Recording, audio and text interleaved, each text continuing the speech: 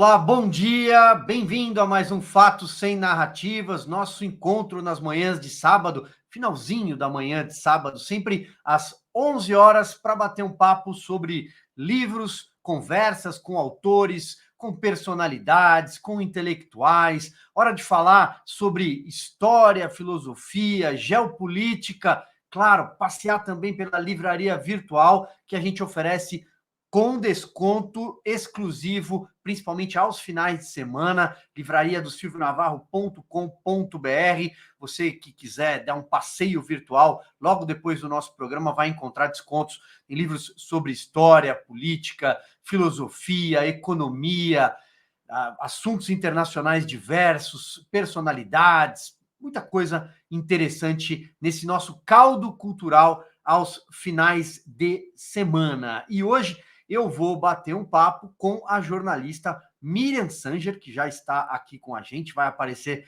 na janelinha aqui do lado. Miriam, bom dia para sábado. Aliás, desde já eu vou explicar que este programa, excepcionalmente, ele foi gravado na sexta-feira, ontem, portanto, em respeito ao Shabat. Não é a primeira vez, quando outros convidados passaram por aqui, em respeito ao Shabat, que começa no entardecer, no final da sexta-feira, e dura até o final do sábado. Você vai explicar isso para a gente também, para quem estiver nos assistindo. Então, em respeito, excepcionalmente, ele é gravado, mas não menos especial. E desde já agradeço você por ter aceito o nosso convite, conversar direto de Israel. Eu que agradeço, Silvio. Bom dia, né, para os ouvintes. Espero que eu consiga trazer bastante informação interessante sobre o que a gente está vivendo por aqui.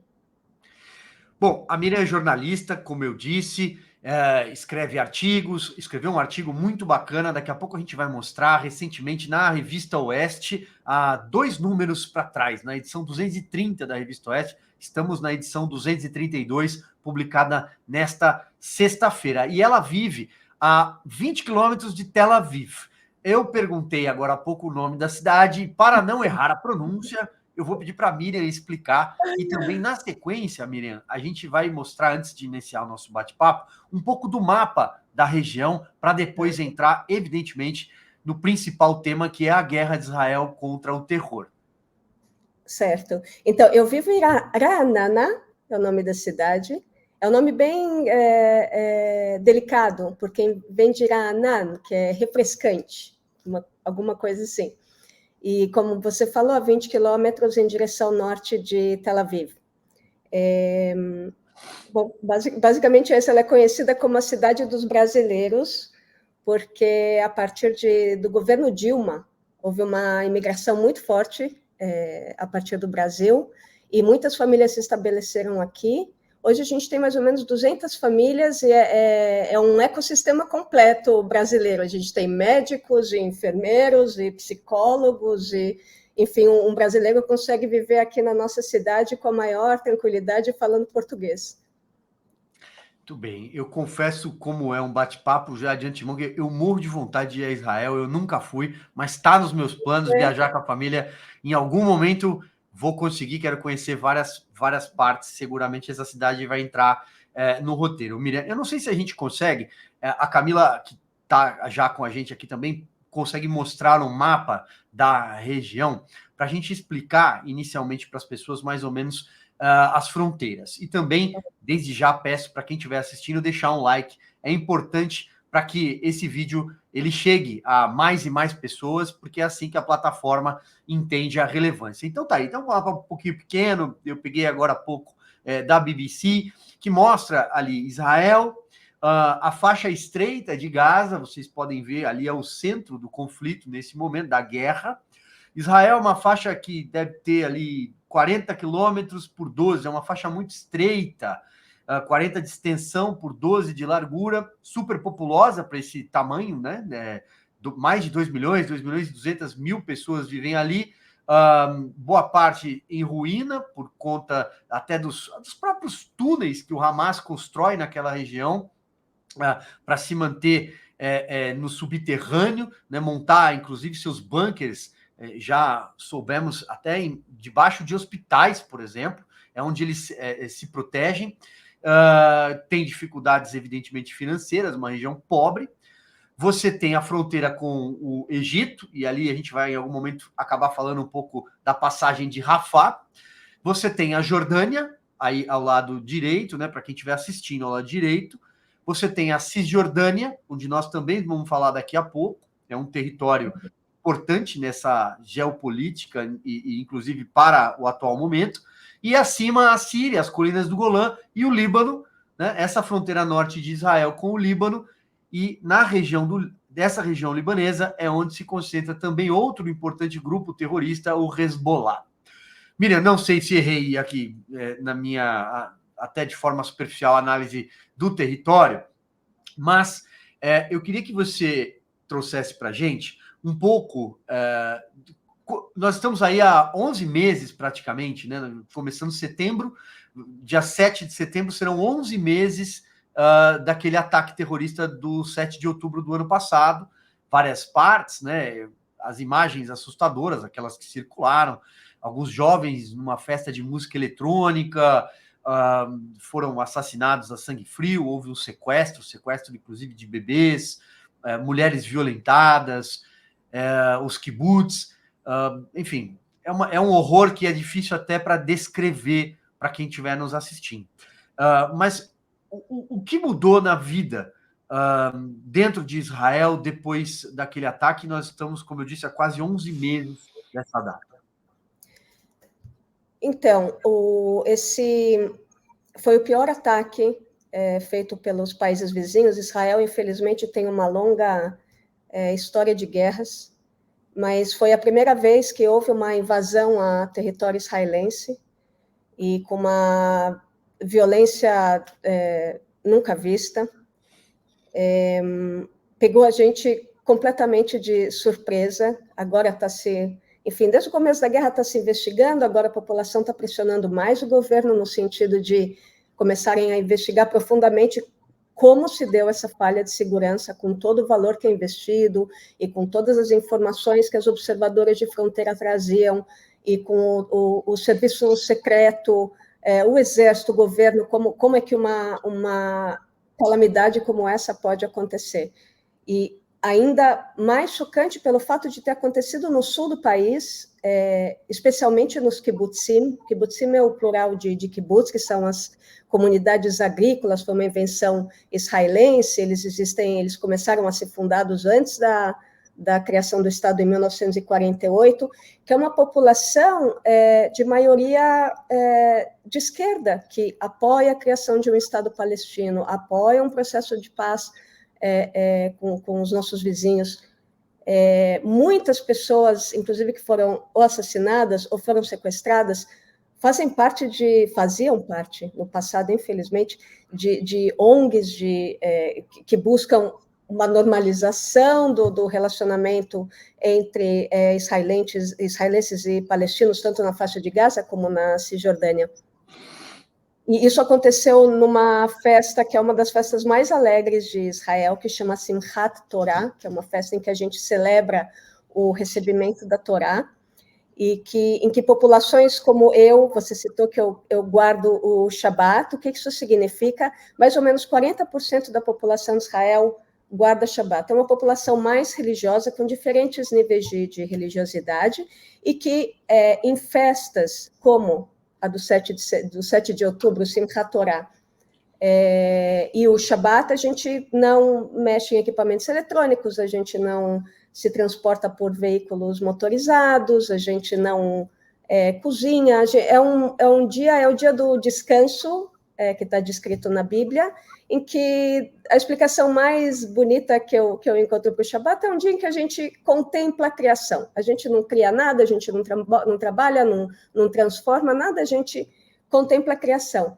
E é um dia em que você se recolhe, que você está com a família, você vai à sinagoga, você se desconecta do mundo de alguma forma. E foi esse um desses dias, que a gente estava nessa festa judaica, que eles escolheram para atacar Israel. Não é a primeira vez que isso acontece. A guerra de Yom Kippur, por exemplo. Yom Kippur é o dia do perdão, que é um dia também de resguardo, que as pessoas não estão com a TV ligada, não estão com o rádio ligado, as pessoas estão desmobilizadas, enfim. Então, essa já é uma prática que a gente conhecia.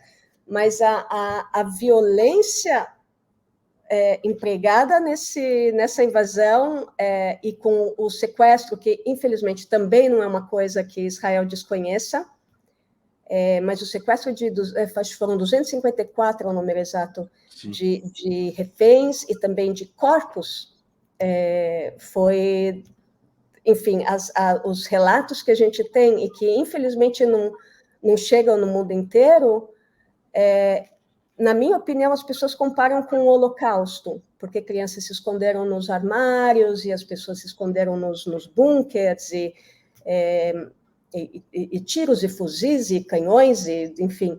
Mas eu acho que foi pior do que o Holocausto, porque foi bárbaro. Foi bárbaro. Eles muito invadindo com machados e facas e pedaços de pau e a gente ainda não conseguiu, na verdade, se recuperar. Se perguntou como é que está o clima aqui, é de muita tristeza. A fase do susto já passou faz tempo, a fase da tristeza, ela permanece, mas o choque passou. Mas Israel está muito triste e também está muito unida, o que é um fator bacana dessa... Enfim, se a gente pode tirar alguma coisa de bacana dessa situação que a gente vive, as comunidades estão muito fortes, solidárias, mas e a gente está um pouco sem perspectiva, quer dizer, o Hamas está praticamente desmobilizado em Gaza, mas isso significa o quê? O que a gente faz com Gaza agora? A Cisjordânia agora está inflamada, porque apesar de estar sob controle, não está sob controle do Hamas, tem um enorme apoio popular ao Hamas, que inclusive aumentou depois do início da guerra.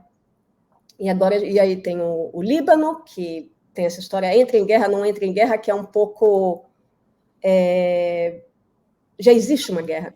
É um pouco fantasioso dizer que a gente vai entrar em guerra. Ou entrar em guerra quer dizer, se o Líbano atacar o centro do país, aí a gente passa a ver a situação com o Líbano, especificamente com o Hezbollah, que é um partido, um grupo terrorista que está dentro do Líbano e que está dentro do governo libanês também. A gente tem o Irã também aparecendo, a gente tem ataques do Iêmen, a gente tem ataques a partir do Iraque, a gente tem ataques a partir da Síria, são 7 frontes diferentes. Sim. Então, nós estamos numa situação assim, de dúvida, o tempo inteiro dúvida. Sabe o que me chama a atenção, Miriam? Eu sempre... Bom, você descreveu aí a barbárie, né? O que a gente acompanhou foi a barbárie mesmo. Aquela violência em estado bruto, a crueldade... o modo empregado de violência é algo realmente que, olha, é trevoso. Eu acho que é algo parecido com treva, a escuridão plena mesmo. Inclusive, há relatos de determinadas reportagens, eu li em jornais da Europa, mas sobretudo nos Estados Unidos, de que eles estariam, inclusive, sob efeito de drogas durante esses ataques, né? Os terroristas. O que chama muita atenção é isso. Claro que houve um enfraquecimento do Hamas do ponto de vista da organização terrorista, porque o exército israelense agiu com energia, empregou a energia devida para defender a sobrevivência do povo judeu, a sobrevivência do seu Estado, um Estado constituído, um Estado legítimo. Eu até usei uma expressão outro dia, que é Israel lutando pela sua segunda independência. Né? É algo parecido. Porque o que o Hamas quer é jogar o povo judeu ao mar, lançar o povo judeu ao mar. Eles querem a eliminação de um povo inteiro. Eu acho que pelo menos me parece isso a ideia, mas ao mesmo tempo a popularidade aumentou por conta do erro de informação, do desconhecimento de informação que circula pelo mundo. Porque mistura-se a discussão sobre a criação de um Estado palestino, a causa palestina, um debate legítimo em qualquer situação, com o Hamas. E enquanto houver Hamas, não haverá paz, porque o Hamas não quer o debate. O Hamas quer a eliminação do povo judeu. Eu acho que é disso que se trata. E essa popularidade em muito, ela aconteceu por causa dos veículos de informação estarem contaminados ideologicamente, sendo que há desconhecimento histórico sobre o que acontece. Eu não sei se eu estou errado aqui, mas eu vi uma batalha para tentar legitimar, para tentar romantizar o Hamas em várias partes do mundo. Isso tem, evidentemente, uma ligação com o movimento migratório na Europa, tomada, né? Europa completamente tomada, mas também visto nos campos de universidades americanas, como Colômbia. No Brasil, a gente assiste passeatas na Avenida Paulista vendendo camiseta do Hamas. Não sei a tua opinião sobre essa questão da informação deturpada e o desconhecimento histórico e misturado com bandeiras ideológicas de esquerda que, nessa hora, às vezes, sequer deveriam estar hasteadas. São coisas completamente diferentes. Separar a discussão do Estado palestino da atuação do Hamas, que governa Gaza desde 2007. Aliás, não governa, né? É uma ditadura sanguinária. Sim, nunca foram convocadas eleições. Assim como o Fatah também. Na Cisjordânia, você disse. Na Cisjordânia. Então, existem dois grandes partidos políticos, se dá para chamar o Hamas de partido político, dentro do povo palestino, que é o Fatah, que é representado pelo... O Fatah é o herdeiro da OLP, da Organização pela Libertação da Palestina, do Yasser Arafat, que ele é coordenado pelo Muhammad Abbas, ou a gente chama ele aqui de Abu Mazen, que está quase com 90 anos, doente, não preparou a sucessão, e ele é considerado moderado dentro do nosso universo aqui. Inclusive, as pessoas não sabem, mas o Fatah, que é o governo que hoje lidera a Cisjordânia, ele tem um acordo de segurança com Israel. É por isso que a gente vê um número limitado de ataques terroristas dentro da Cisjordânia, porque existe esse acordo de colaboração de segurança. O Hamas é o outro partido. Em 2005, Israel sai unilateralmente de Gaza, entrega para os palestinos o controle do território e tira tudo. Silvio, quando eu quero dizer tudo, inclusive cemitérios.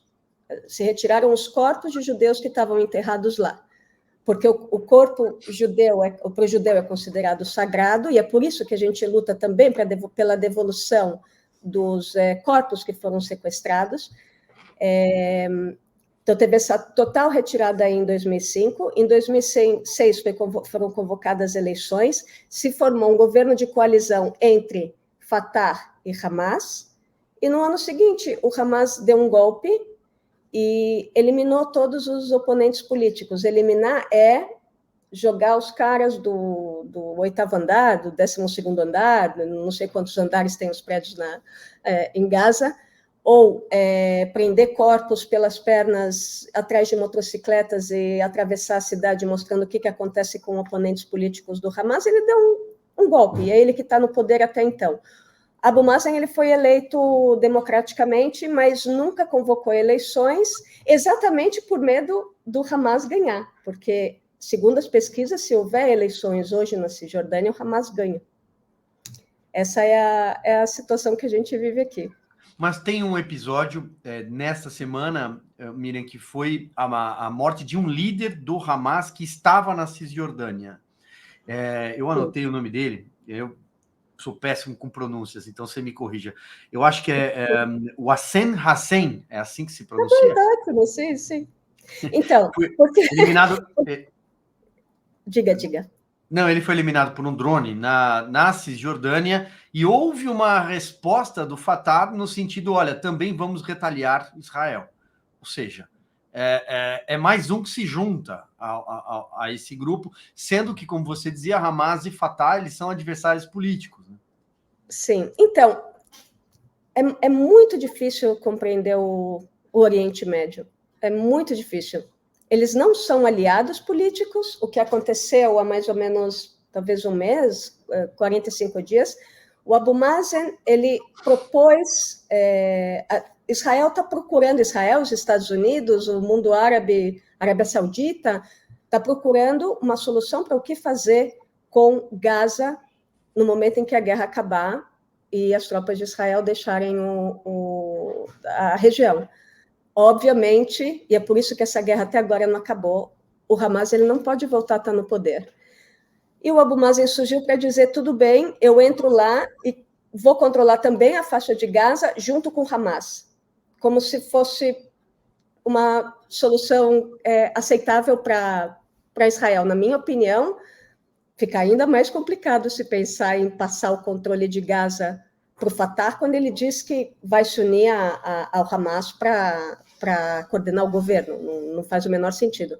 E essa coisa de eliminar um líder do Hamas é que, de fato, o Hamas tem presença na Cisjordânia, tem combatentes, eles promovem atentados. Infelizmente, de novo, a mídia mundial não cobre o que acontece lá, mas rola atentado o tempo inteiro, e atentados graves, com mortes.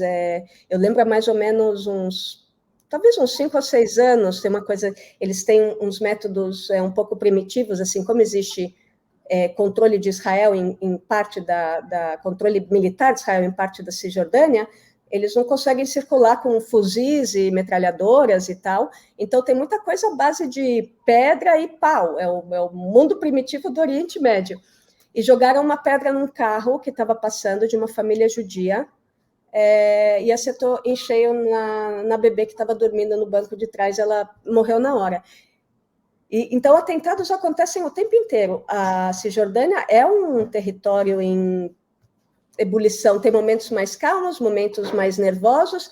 A situação estava razoavelmente sob controle até, sei lá, um mês atrás, mais ou menos.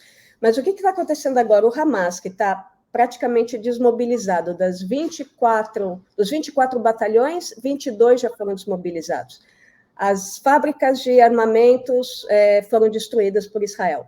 A passagem de Rafah, que é a passagem entre Egito e Gaza, está sob controle israelense. Então, eles já não estão recebendo armas a partir do Egito. Então, agora, qual é a provocação palestina?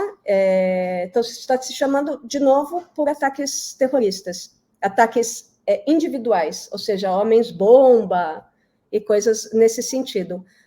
E essa incitação faz com que a Cisjordânia imediatamente se inflame, né? Inflame, exatamente. E é isso que a gente está vendo. Então, essa semana também teve ataque de um grupo de judeus, de colonos, contra palestinos em uma cidade palestina, e estão sendo procurados, e vão ser levados à justiça e tal. Existe um grupo que, na verdade, a gente sabe que ele é muito pequeno e embora ele faça muito barulho. São mais ou menos de 200 a 400 colonos, que a gente chama de colonos, são pessoas que vivem na Cisjordânia, judeus, radicais, jovens, eles são chamados Jovens da Colina, se eu não me engano, é um grupo pequeno, que faz esse tipo de atentado, mas eles são entre 200 e 400 dentro de uma população judaica de 300 mil. Que esse é o horror do terror, né? Você não precisa de um exército, você precisa de um único maluco que acorda de manhã, coloca um colete cheio de bomba e entra no ônibus. Então, essa é outra característica aqui da nossa região, que é muito, muito difícil de lidar. São esses ataques espontâneos. E a gente já teve outras ondas dentro de Israel, feito por árabes israelenses, porque a gente tem 2 milhões de árabes israelenses aqui, e tem ali uns malucos radicais que acordam de manhã e falam, vou dar umas facadas, vou matar um velhinho no ponto de ônibus. Miriam, eu tenho mais umas perguntas para você, só queria, antes, a gente sempre oferece alguns livros com desconto, e nessa semana eu vou apresentar este livro aqui, está disponível na livraria do silvionavarro.com.br, Judeus Não Contam, o livro do David Badiel, também, ele já me perdoou se eu errei a pronúncia do nome dele, mas enfim, ele é escritor, ele é roteirista, ele tem um programa de TV, é um livro, sobretudo, a gente vai conseguir mostrar aqui já. Ó. Olha, ali já aparece com desconto para quem quiser um bom livro. Tem também uma resenha que eu fiz sobre o livro disponível no canal no YouTube, nas redes sociais, mas ele discorre sobretudo sobre antissemitismo. É disso que se trata. Porque nós estamos num mundo, hoje em dia, em que há muita atenção para minorias, para o discurso plural, desde a agenda woke até questões muito mais delicadas, né, hoje em dia na sociedade, homofobia, né, questões de misoginia, racismo, há uma série de pontos. Mas ninguém fala sobre antissemitismo, que é uma realidade no mundo. Ninguém fala. É como se fosse na linguagem dele aqui, é como se fosse um preconceito tolerado por todas as partes. O antissemitismo é um preconceito tolerado. Então, vou mostrar aqui mais uma vez. Tem desconto para quem quiser entender um pouquinho mais sobre antissemitismo, com uma linguagem solta, uma linguagem de alguém que é roteirista, tem até um tom de humor, ele faz algumas piadas e brinca também como é que ele consegue brincar um pouco ali, claro, mas talvez para tornar mais leve a leitura. Ele mostra como o antissemitismo existe em estádios de futebol na Europa, por exemplo, para dar aqui um exemplo bem básico do dia a dia, um final de semana, campeonato inglês, por exemplo, você tem discursos antissemitas. Estou citando a Inglaterra, mas tem outras ligas pela Europa onde isso acontece. Então, essa é a primeira dica de leitura desse nosso programa de hoje. A gente vai falar mais aqui sobre o conflito, porque eu tenho certeza que quem estiver assistindo, assim como eu,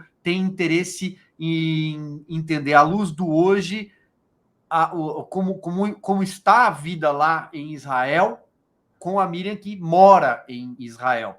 Esteve até no Brasil recentemente, mas vive em Israel. Miriam, tem um trecho do seu artigo na Revista Oeste, que eu citei agora há pouco, intitulado A Vida em Meio à Guerra.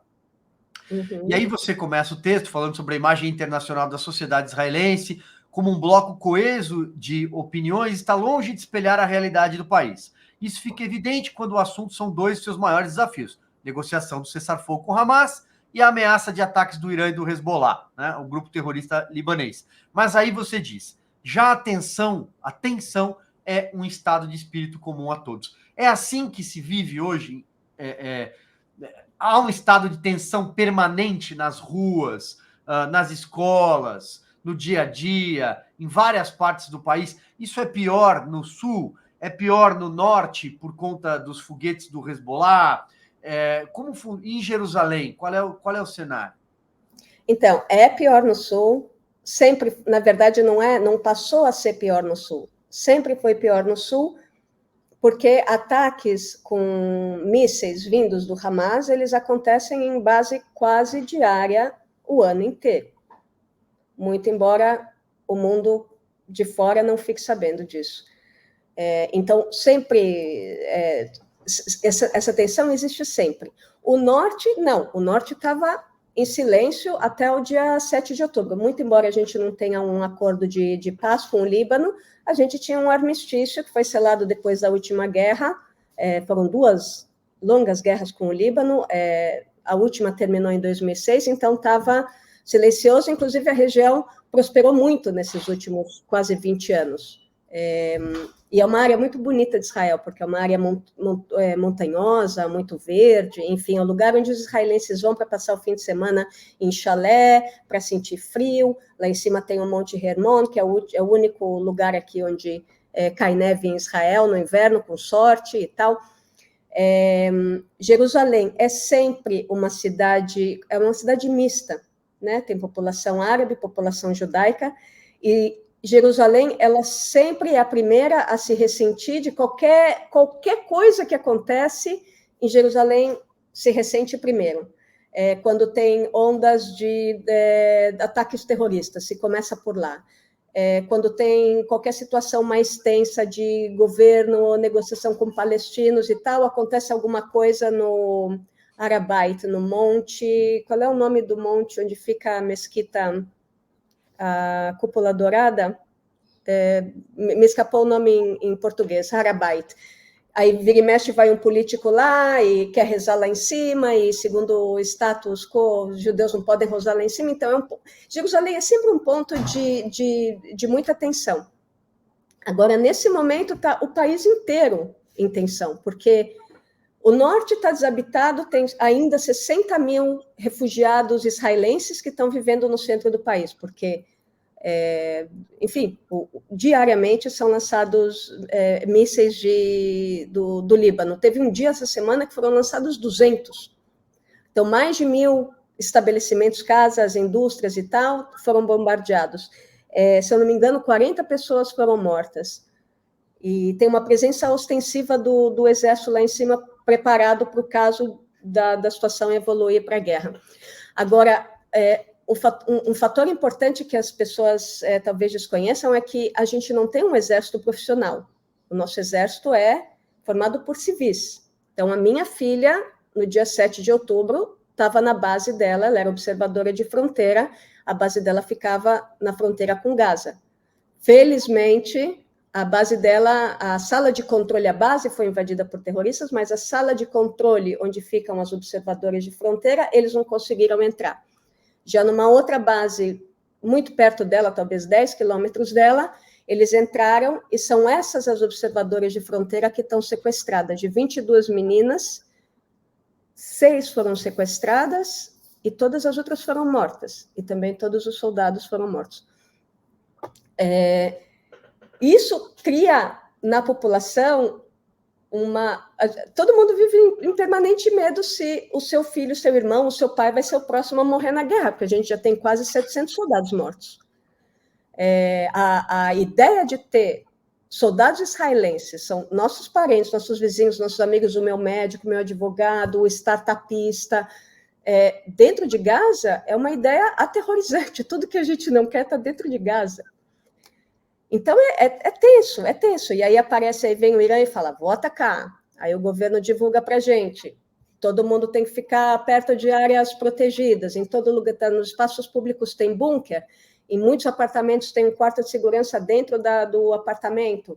Ou se não tem dentro do apartamento, tem no andar térreo do prédio. No meu caso, por exemplo, que é um apartamento antigo, eu tenho que descer 4 andares para ficar dentro do bunker. Aí vem o Líbano e fala, também vou atacar. Você faz o quê? Você manda teu filho para a escola, você não manda? Retomam as aulas, não retomam? As universidades vão funcionar, os hospitais funcionam. Como é que você consegue levar uma vida minimamente normal sem saber se você vai estar seguro, se o teu marido que está lutando na guerra vai voltar para casa? E é uma coisa... É uma sensação difícil de descrever, porque nós somos um povo ocidentalizado, com alto desenvolvimento intelectual e instituições democráticas sólidas, organização política. Uma ilha democrática nessa região do planeta. Pois e aí você... É praticamente uma ilha democrática, né? Praticamente não, é totalmente uma ilha, e é por isso que os Estados Unidos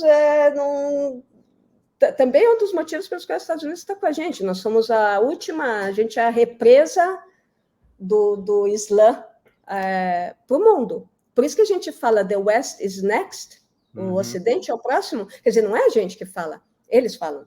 Os fundamentalistas islâmicos porque, sobretudo, o discurso é um discurso de ódio aos valores ocidentais, né? Judaico-cristãos, mas, sobretudo, valores ocidentais. Não, são todos infiéis. Você é infiel. Você está na lista. O presidente dos Estados Unidos está na lista, o primeiro-ministro da Inglaterra está na lista. O primeiro-ministro da Inglaterra ele é muçulmano, me parece, né? O Macron, da França, está na lista. Sim.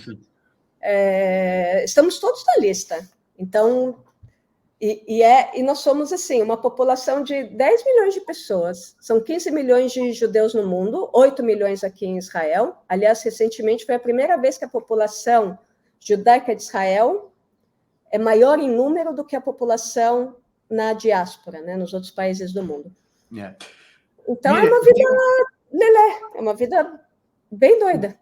Eu tenho uma pergunta que, enfim, foi quase encomendada quando eu disse que faria esse programa com você, em loco, né? Você mora em Israel, para explicar um pouco da situação. Mas antes, a livraria está passando aí na sua tela com descontos. Eu queria também dizer uma coisa.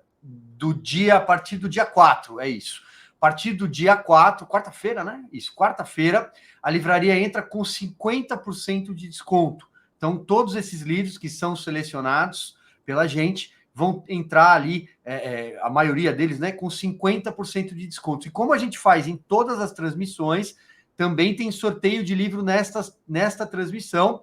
No final da transmissão, a Camila Abdo vai apresentar quem ganhou. Basta estar inscrito no canal e dizer que quer participar do sorteio. Semana passada sorteamos.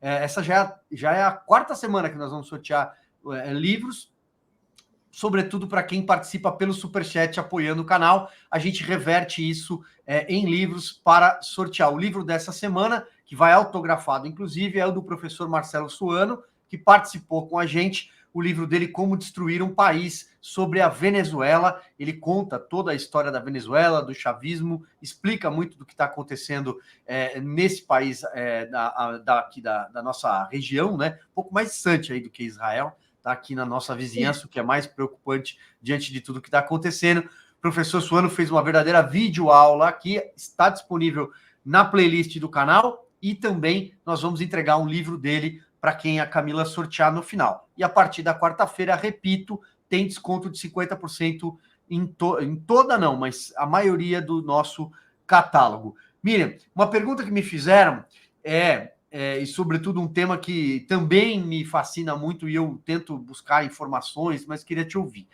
sobre o Mossad, a atuação do, seguramente, o maior serviço secreto do planeta. Não há nada parecido com a eficiência do Mossad. Mossad que conseguiu eliminar um líder do Hamas dentro do Irã, recentemente, né? E que participa desse serviço de inteligência para localizar os terroristas, e cada vez mais sofisticados, cada vez mais atentos à guerra cibernética também. O que você pode contar sobre o Mossad e a importância que o Mossad tem para o povo israelense? A sobrevivência do povo israelense. Sim, o Mossad é um FBI, né? É o FBI, é uma agência de serviço secreto que trabalha fora de Israel. Eu recomendo até tem um seriado que está na Netflix, que conta a história de um espião chamado Eli Cohen, que mostra um pouco dos primórdios do Mossad, como ele foi criado. Porque eu acho muito interessante isso, porque o Mossad ele foi criado como uma organização mambembe, sabe? Porque a própria criação de Israel foi um pouco mambembe, era um país muito pobre, formado por imigrantes, sem verba, sem... enfim, um país em formação. E o Mossad foi criado lá atrás. A gente ouve falar relativamente pouco deles, porque eles, como eu falei, eles têm atuação internacional e conseguem prevenir ataques internacionais, na maioria das vezes, às vezes não, e de alguma forma protege os judeus da diáspora, que pagam um preço, que inclusive agora estão pagando um preço altíssimo em função da que você acabou de citar, o antissemitismo. Então, assim, eu, na verdade, não tenho muito o que contar sobre o Mossad, só que é uma organização, claro, muito respeitada, também tem os seus problemas, existem também disputas políticas, enfim, como qualquer organização ligada ao governo.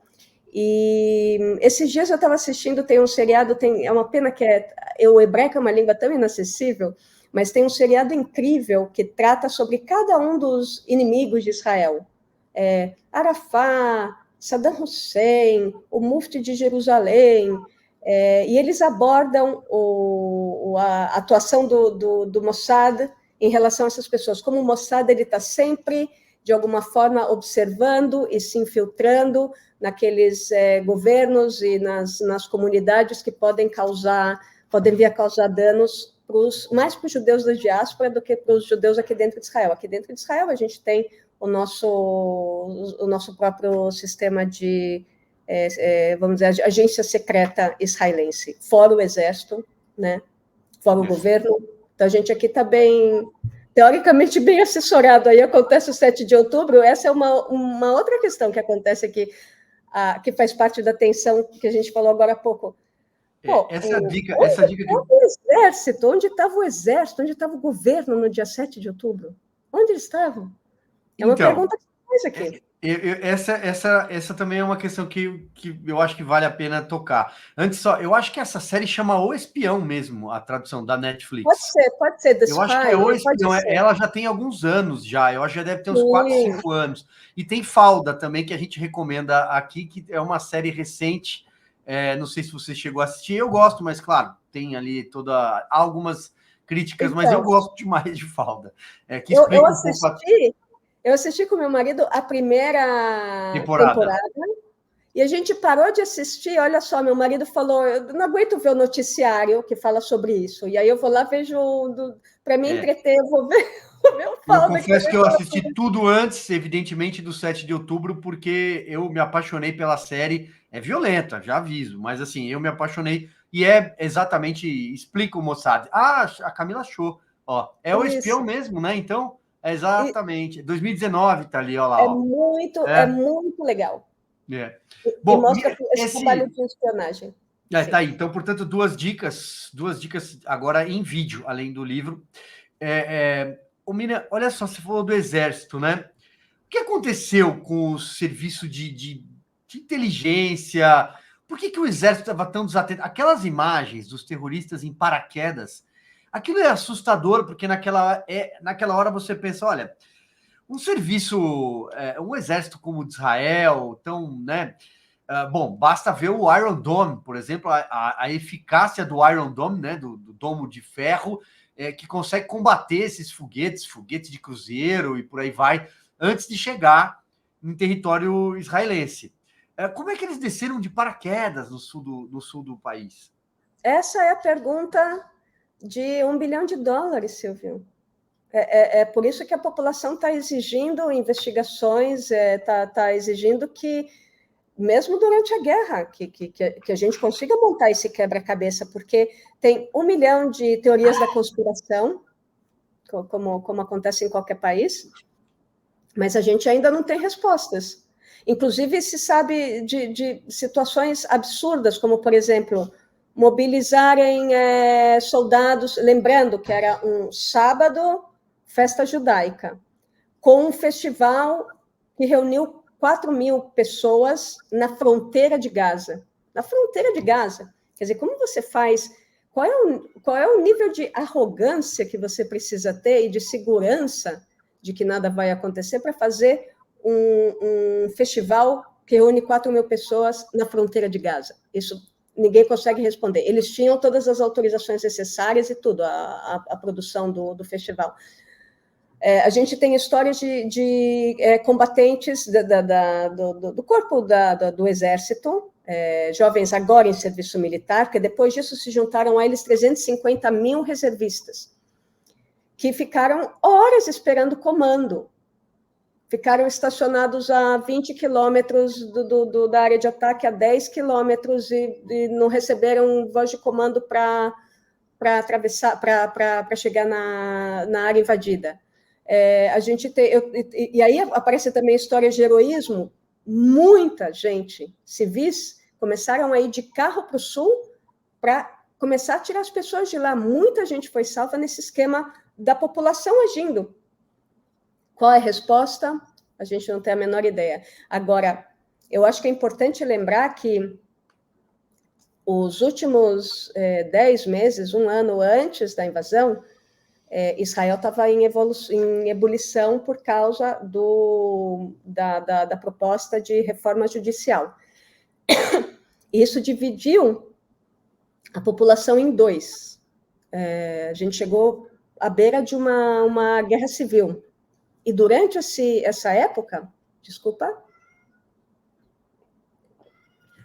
durante esses meses de ebulição, muitas pessoas do exército, pilotos, por exemplo, que é a elite do exército israelense, parou de comparecer a treinamentos, ou dizia que se houvesse uma guerra, eles não levantariam os aviões do solo. De repente, o exército passou a ter uma participação política na vida do país. E é nesses momentos que os inimigos de Israel encontram uma brecha para atacar. A gente estava muito fragilizado. Ainda isso não explica o que aconteceu. A gente sabe que teve as meninas, as observadoras de fronteira, mandavam relatórios que estava havendo mobilização. Segundo a determinação do Exército, os palestinos de Gaza eles não podem se aproximar menos de 1 quilômetro da fronteira. Eles estavam se aproximando, eles chegam, assim, tocavam na froteira. E as meninas não podiam fazer nada, e os soldados não faziam nada, assustavam, mandavam se afastar, mas tem muita coisa para se descobrir ainda, a gente não tem essa resposta. Miriam, você, claro, a gente não pode falar em fazer nenhum tipo de previsão, é evidente que não, mas você acha que a tendência ainda é o acirramento ou o enfraquecimento do Hamas, de alguma forma, apesar do aumento da popularidade, que falamos há pouco, ou o enfraquecimento do Hamas tende a aplacar um pouco os ânimos? E aproveito para emendar uma pergunta. Ainda tem famílias esperando pela libertação de reféns? Sim, ainda tem. Essa semana, um foi resgatado com vida. Aliás, ele é beduíno, árabe, muçulmano, resgatado com vida, trabalhava numa fábrica de um dos kibbutzim. E foi resgatado também o corpo de um soldado, que, por conta de todo o destaque para o refém vivo, ele acabou passando quase desapercebido no noticiário, mas ainda existem lá 108 reféns.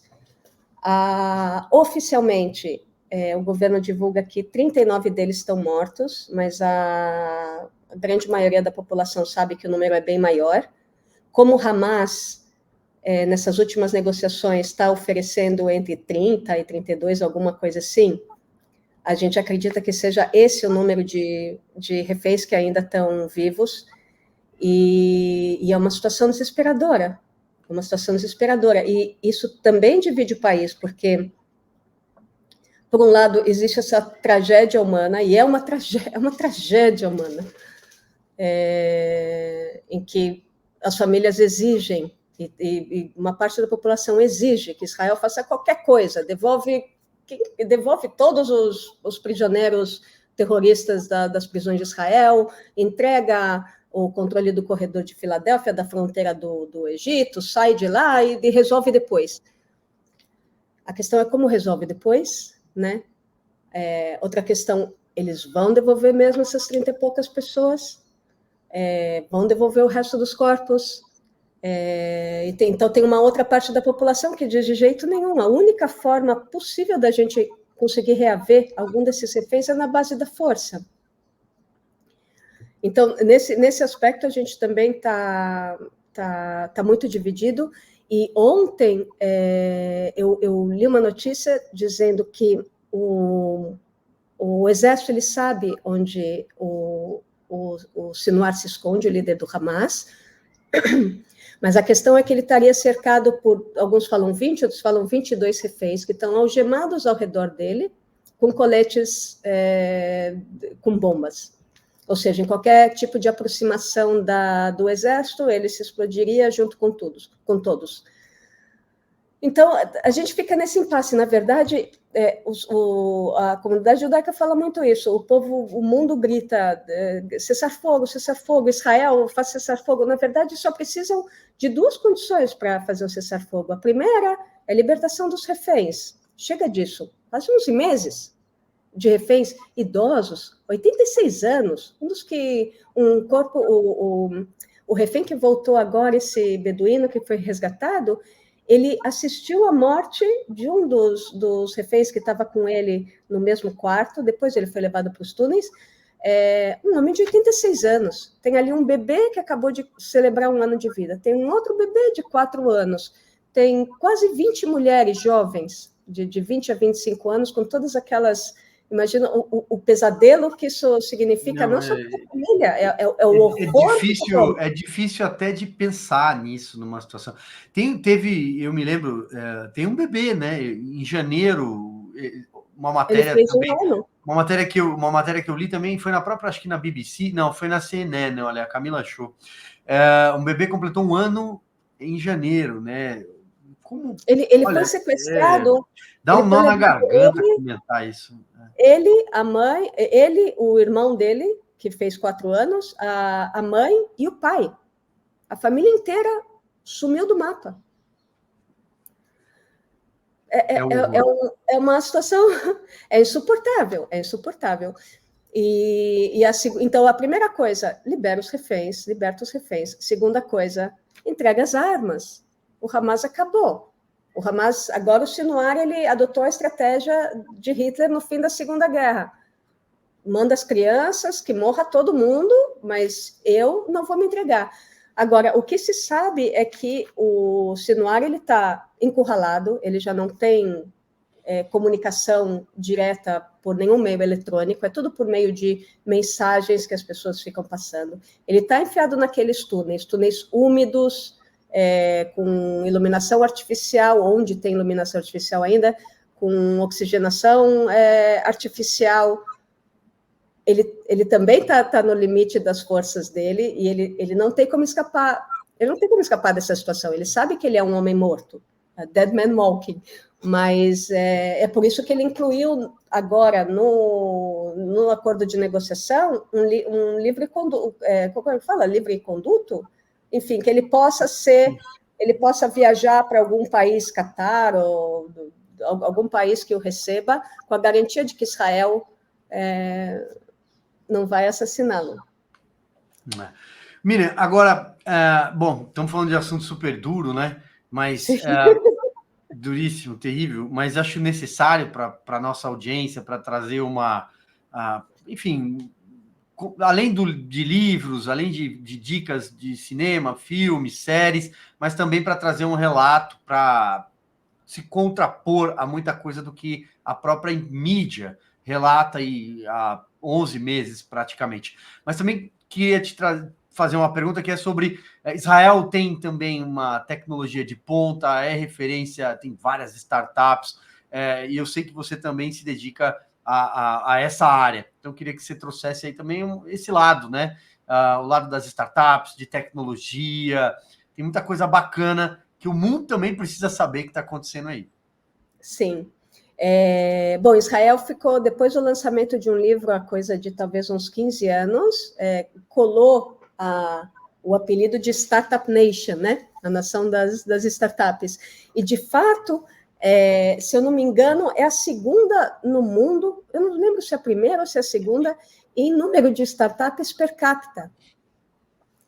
E isso tem a ver, quer dizer, é uma potência de tecnologia. Todas as grandes empresas mundiais têm centro de desenvolvimento e tecnologia aqui. You name it, pode mandar o nome que for. Intel, Google, Microsoft, enfim, todas as gigantes. E existe esse ecossistema super vibrante de startups, que são aqueles... Eles vêm com aquele...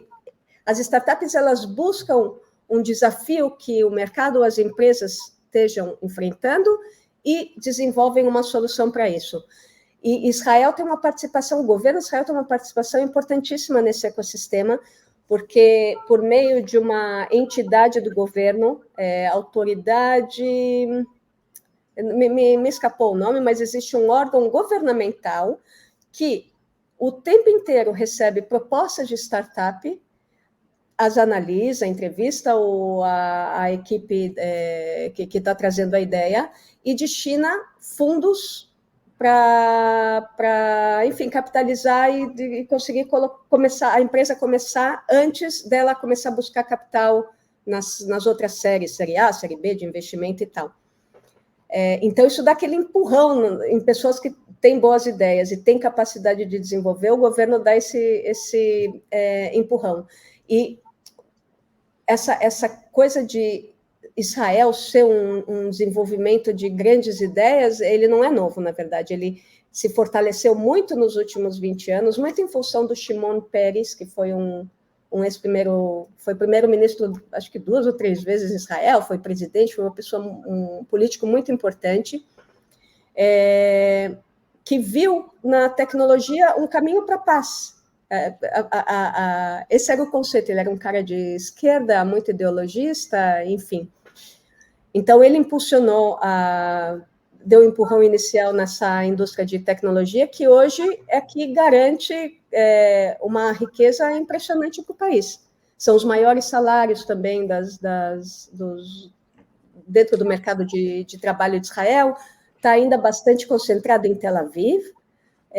Existe o esforço do governo, eles abriram um outro centro high-tech no norte de Israel, também abriram no sul de Israel, e também já tem áreas especializadas, sei lá, em Beersheba, que é uma cidade no começo do deserto de Israel, no sul, eles se dedicam bastante à área de ciência. Eles estão tentando criar polos descentralizados, né, para tirar um pouco o acúmulo sobre o centro e estimular o desenvolvimento das periferias. Apesar de ser um país desse tamanho, a gente tem também periferia. E grandes produtos nasceram aqui, por exemplo, o USB, é uma invenção israelense. A internet sem fio é uma invenção israelense. O Waze, que todo mundo usa, todo mundo sabe que é uma invenção israelense. E por aí vai. Tem uma pílula que já é usada na indústria hospitalar, que você faz um exame, como se fosse um exame de endoscopia, você ingere uma pílula que tem uma microcâmera que vai fazendo milhares de fotos por segundo de todo o teu trato digestivo. Quer dizer, existem ideias fenomenais e instituições fenomenais de pesquisa e de ciência e que o governo aposta forte, banca forte. Mas uma coisa interessante é que grandes centros de desenvolvimento de conhecimento, as universidades, a Universidade de Tel Aviv, a Universidade de Jerusalém, por exemplo, Instituto Weizmann, que fica em Rehovot, que é um instituto voltado às ciências da vida, Instituto Volcani, que é um instituto voltado ao desenvolvimento de soluções agrícolas, foram criadas antes da criação do Estado. Elas são anteriores a 1948. E isso mostra um pouco o DNA judaico, quer dizer, quando ainda estava se discutindo diplomaticamente, politicamente, a criação do Estado ali em 1910, 1920, 1930, já tinham judeus falando, opa, a gente vai ter um Estado, e esse Estado precisa de desenvolvimento de conhecimento e tecnologia, então a gente plantou as sementes antes de ter certeza de que a gente ia ter o território, é um aspecto interessante. Muito bem. Miriam, olha só, em respeito ao Shabat, é hora da gente encerrar aqui. Passou rápido. Muito rápido. Eu ficaria horas aqui batendo papo contigo. Tenho certeza que todo mundo que está assistindo vai querer que você volte quando possível para atualizar a gente, sobretudo sobre a situação. Claro, não é nada fácil, mas foi um bate-papo muito bom. Então, queria te agradecer demais aí pelas dicas, pela atualização, pelo olhar, né, da situação. E um pouco de história que você trouxe também, que é o objetivo desse canal, sobretudo se contrapor, muitas vezes, ao que a mídia mais tradicional deixa de olhar, né? Um olhar diferente. Então, obrigado mais uma vez. Agradeço muito a oportunidade também de contar um pouco do que é Israel. O Theodor Herzl, que você conhece, que foi o criador do sionismo, do movimento sionista, que é um movimento de emancipação judaico. Ele, lá no fim do século XIX, na Europa, sonhava na criação de um Estado judaico que seria uma nação entre as nações. Essa é a ambição judaica, essa é a aspiração judaica, ser mais um país civilizado e colaborador para a humanidade. Vai ser uma mudança fenomenal no momento que as pessoas conseguirem enxergar que o povo judeu não representa um desafio. O povo judeu é um aliado da humanidade, é parte da humanidade. A gente não é diferente de nenhum outro povo no mundo. Essa é a nossa aspiração, e espero que a tua entrevista ajude a mostrar esse aspecto para um público maior. Tenho certeza. Obrigado pelas palavras, Miriam. Bom, então, pessoal, olha só. Daqui a pouco, aqui, vai aparecer na sequência aqui o nome do ganhador do livro que a Camila Abdo vai sortear. É o livro do professor Marcelo Suano, autografado nessa semana, que ele deu aquela videoaula para a gente há algumas semanas sobre a Venezuela, a situação da Venezuela. O livro dele, Como Destruir um País, uma aventura pela Venezuela. O nome já está aparecendo aí para vocês. Eu queria pedir, antes de ir embora, que vocês deixem um like. É importante para transformar esse vídeo, colocar ele numa prateleira mais relevante dentro da plataforma, e assim a gente consegue entregar esse conteúdo para mais e mais pessoas. Está aí o livro do professor Suano. Semana que vem tem mais. Eu espero vocês às 11 da manhã. Tchau, tchau. Ótimo final de semana. Boa leitura. Dá um passeio na livraria virtual. Tem dicas boas, tem descontos imperdíveis. Tchau. Tchau, tchau.